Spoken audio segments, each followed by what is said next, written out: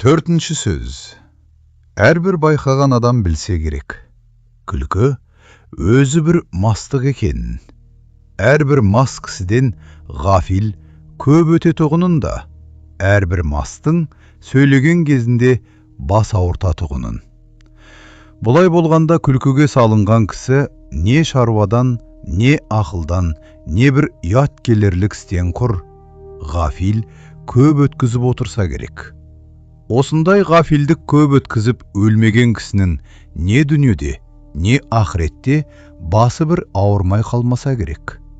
Әрбір уайым қайғы ойлағыш кісі не дүние шаруасына, не ақырет шаруасына өзгеден жинақырақ болса керек. Әрбір жинақылықтың түбі кәніш болса керек. Енді олай болғанда, үнемі уайым қайғыменен жүре аламыз ба? Үнемі күлмей жүруге жан шыдай ма екен?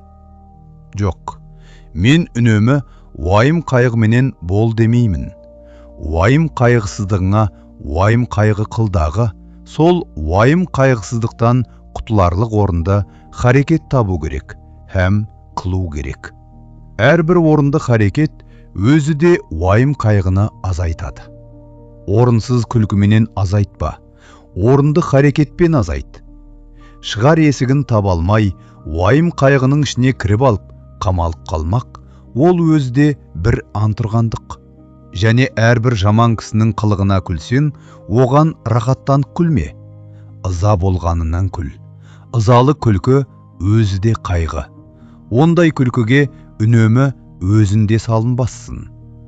Әрбір жақсы адамның жақсылық тапқанына рахаттанып күлсен, оның жақсылықты жақсылығынан тапқандығын ғибрат көріп күл. Әрбір ғибрат алмақтың өзде мастыққа жібермей, уақытымен тоқтатады. Көп күлкінің бәрінде мақтағаным жоқ. Оның ішінде бір күлкі бар ау. Құдай жаратқан орныменен, іштен, көкіректен, жүректен келмейді. Қолдан жасап, сыртыменен бет аузын түзеп, бай-бай күлкінің әнін сәндеп, әдемішілік үшін күлетін бояма күлкі. Адам баласы жылап туады, кейіп өледі. Екі ортада, бұл дүниенің рахатының қайда екенін білмей, бірін-бірі андып, біріне-бірі мақтанып, есіл өмірді ескерусіз, босқа, жарамсыз қылықпен қор етіп өткізет де, таусылған күнде бір күндік өмірді бар малына сатып алуға таба алмайды. Қолық саумақ, көз сүзіп тіленіп, адам саумақ, өнерсіз иттің ісі. Әуелі Құдайға сыйынып, екінші өз қайратыңа сүйеніп еңбегіңді сау. Еңбек қылсаң, қара жерде береді, құр тастамайды.